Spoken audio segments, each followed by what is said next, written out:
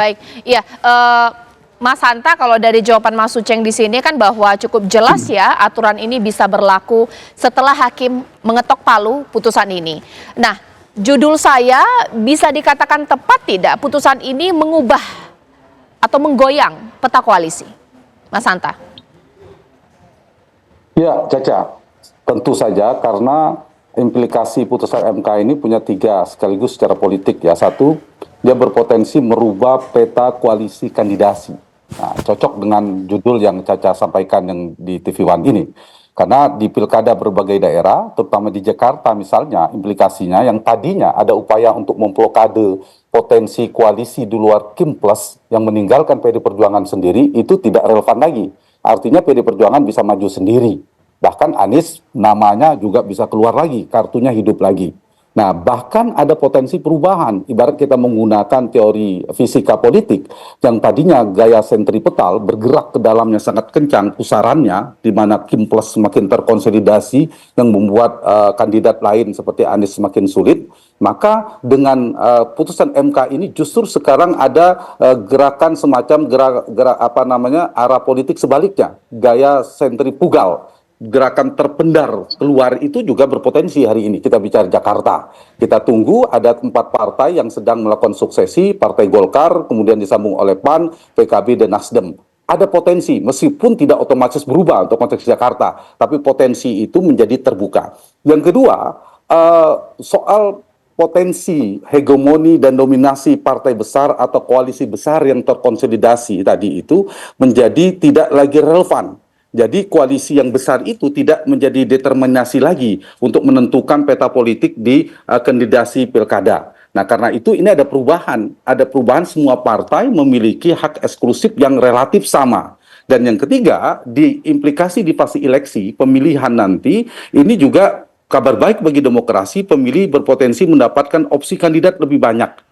Tadi potensi kota kosong dan sebagainya menjadi kecil, bahkan hampir tidak ada potensinya. Karena ada variabel PD Perjuangan yang kemungkinan kecil untuk bergabung pada misalnya Kim Plus yang terkonsolidasi itu. Karena itu putusan MK hari ini, Caca, menurut saya, satu menjadi kabar baik bagi demokrasi, bagi pemilih. Karena apa? Karena opsi kompetisi seolah-olah hanya berhadapan dengan kota kosong itu menjadi kecil. Justru akan terjadi kompetisi yang sesungguhnya. Kabar baik yang kedua bagi partai-partai yang ditinggal sendiri seperti PDI Perjuangan atau partai-partai lainnya yang tidak punya kawan koalisi, tidak bisa memajukan pasangan, hari ini mereka bisa mengajukan sendiri. Kabar baik yang ketiga tentunya bagi kandidat yang memiliki elektabilitas tapi tidak memiliki boarding pass seperti Anies Baswedan dan beberapa figur-figur lain di daerah lainnya, menjadi kabar baik. Mereka bisa maju dengan satu partai saja, paling tidak partai yang mendapatkan 7,5% suara di pemilih di bawah 12 juta pemilih ya berdasarkan putusan MK tadi. Karena itu, Caca, yang tadinya pergeseran ini situasi menggoyah peta koalisi sangat betul sekali. Peluang skenario sebelumnya yang tadinya bandulnya itu berada di kota kosong yang menguat atau berhadapan dengan calon perseorangan di Jakarta ini bergeser.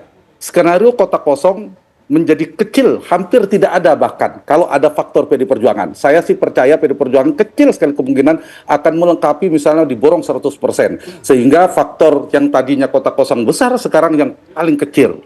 Dan kalau kita menggunakan peta politik bipolar, dua blok politik, poros politik, dua, itu maka PD Perjuangan bisa membentuk sendiri hari ini. Nah, jadi kota kosong sudah tidak begitu kuat lagi. Yang kedua adalah skenario melawan kandidat boneka atau yang sekarang di Jakarta ada calon independen, itu juga menjadi kecil, tidak begitu relevan. Meskipun itu lolos, tidak begitu relevan. Orang akan melihat justru kandidat yang sesungguhnya. Nah, terakhir yang ketiga, justru yang kemarin sebelum ada putusan MK, di mana RK misalnya di Jakarta kecil kemungkinan mendapatkan lawan tanding yang kuat, lebih mungkin mendapatkan lawan tanding yang kompetitif lawan kota kosong, lawan tanding yang lemah calon perseorangan. Justru hari ini yang paling besar potensinya adalah berpotensi mendapatkan lawan tanding yang kuat. Siapa dia? Bisa muncul oleh PD Perjuangan, bisa Anies Baswedan atau lainnya. Karena itu momentum krusial ini ditinggal 1-2 minggu ini dengan ada suksesi partai politik, menurut saya berpotensi merubah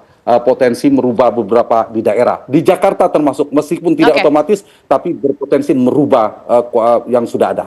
Oke, Caca. Mas Eno, langsung saja tembak langsung kita di sini. Lantas siapa calon yang akan diusung untuk Pilkada Jakarta dari PDIP? Pak Anies atau calon sendiri? Ya, tunggu tanggal mainnya. Artinya kita akan mengumumkan di momentum yang tepat. Selama berhari-hari, berminggu-minggu, kita ini ditempatkan di posisi yang sulit. Di fait accompli, seakan-akan kalau tidak gabung dengan kekuatan super kuat di sebelah, lalu kami akan tidak bisa maju dan mengusung opsi alternatif bagi warga Jakarta. Buat kami selama ini kami nggak pernah gamang. Kami selalu percaya dengan satu keteguhan hati bahwa di menit akhir akan ada satu terobosan politik. Apapun itu, dengan satu keyakinan, karena itu mencerminkan suara masyarakat Jakarta yang ingin ada nama-nama yang berbeda. Setidaknya ada 3 nama yang disebut terus selain Pak Ridwan Kamil. Ada Pak Ahok dan Pak Anies Baswedan. Dan suara rakyat itu akhirnya terjawab. Kesabaran revolusioner kami terjawab dengan putusan MK hari ini. Jadi ini bukan sekedar goyang dompet saja ini Pak Sagung, tapi goyang konstitusional ini. Karena ini mengizinkan terjadinya perubahan landscape politik yang luar biasa. Dan kami akan segera menentukan di timing yang tepat sesuai dengan hati nurani masyarakat Jakarta. Oke, nanti saat lagi Mas Agung boleh menimpali ya, kira-kira peta seperti apa yang nanti akan terbangun ketika sudah ada Kim Plus, tapi juga ada calon-calon kuat yang bisa diusung oleh PDIP, mungkin juga Pak Anies Baswedan maju. Karena pilkada pemirsa, beda dengan pilpres. Pilkada pertarungan bukan antar partai, tapi antar calon. Sesaat lagi.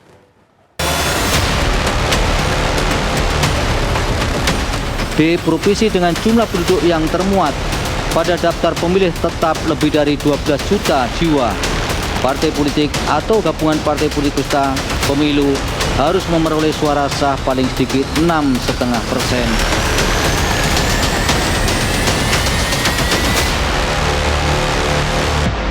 Kalau peta politik berubah, Mas Agung bisa memprediksikan peta seperti apa yang nanti akan terbangun. PDIP entah bersama Anies atau mengusung calon sendiri melawan Kim Plus, atau jangan-jangan Kim Plusnya juga bubar ini?